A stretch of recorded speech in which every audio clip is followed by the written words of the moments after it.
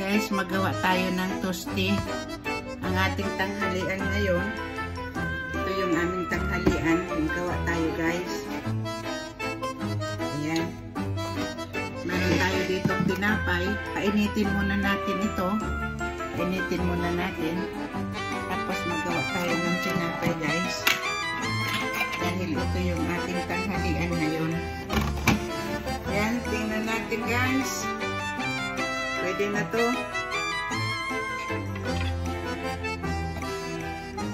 Ayan. Ngayon, saka natin ilalagay ito. Isa. Saka natin ulit. Ayan, hiwain natin ito, guys. Kasi, unahin ko muna yung asawa ko.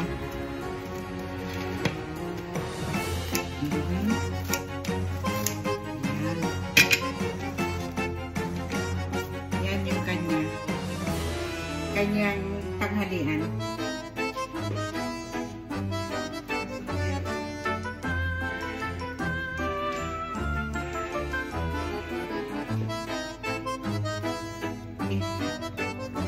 Yan.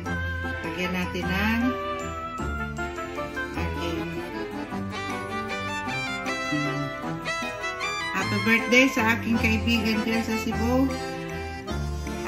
Happy birthday sa'yo. Sana mag-enjoy ka sa iyong birthday. Alam ko naman palaging masaya ka sa birthday mo. Ayan.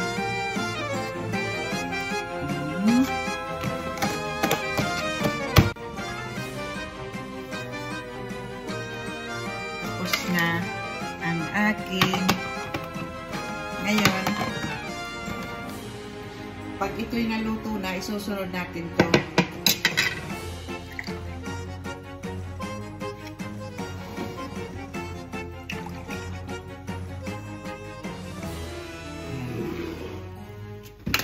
Gatas, guys.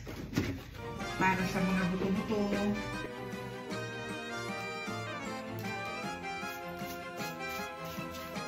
Mamaya ipakikita ko sa inyo, guys, yung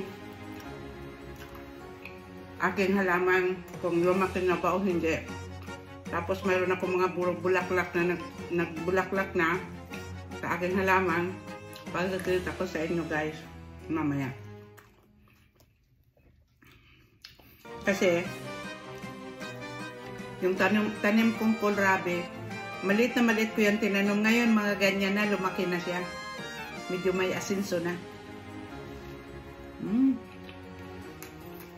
Pakikita ko sa inyo, guys, mamaya. Okay. Sige, guys, patuloy ko yung pagkain ko. Guys, ipakikita ko sa inyo ang aking mga tanim sa aking garden. Yan ang tanim ko sa labas ng aking bahay. Yan ang aking bulaklak dyan, guys. Tingnan nyo, guys, yung aking bulaklak sa labas. Ay, napakaganda.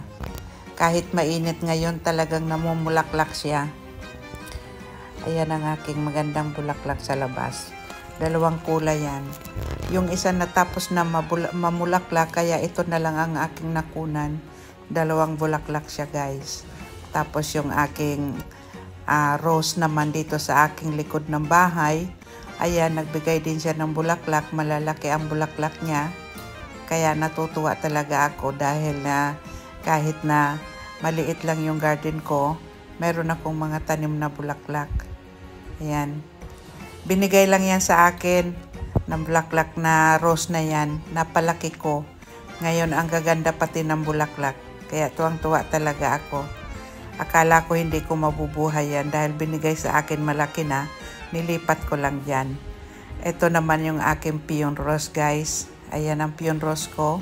Nung nakaraan pang mga taon ko yan, mga tinransfer dyan kasi nakalagay yan dyan sa kabilang hilira. Transfer ko din dyan, guys. Tapos ngayon, ito na yung aking kohlrabi.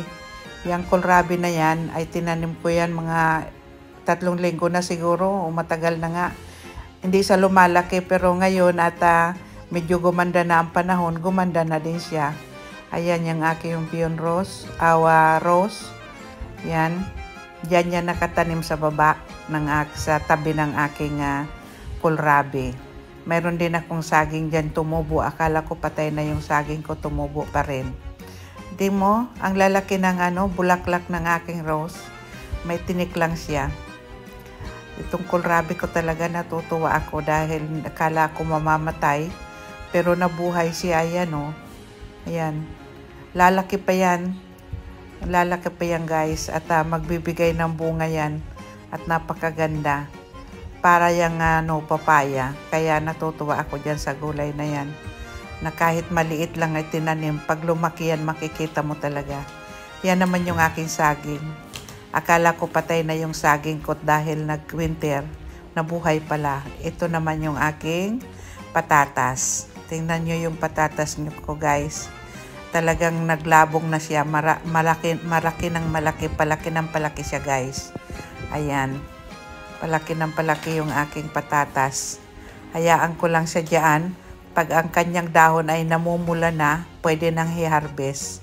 Pati sa paso nilagyan ko guys ng aking patatas. Sayang kasi walang laman yung paso. Ito naman yung strawberry. Ayan na, strawberry ko guys. Talagang patuloy ang pamulaklak niya. Pinakikita ko lang sa inyo yung paglaki ng strawberry. Ngayon, ang dami niyang bulaklak. Hindi pa ako tikim ng bunga niya dahil hindi pa naman namumula. Ayun, bulaklak pa lang ang binibigay niya guys. Pero di bali, darating din yan. Ito bulaklak din ito guys. Maraming salamat sa inyo guys sa panood sa akin. Maraming salamat. Bye-bye. Bye-bye sa inyo.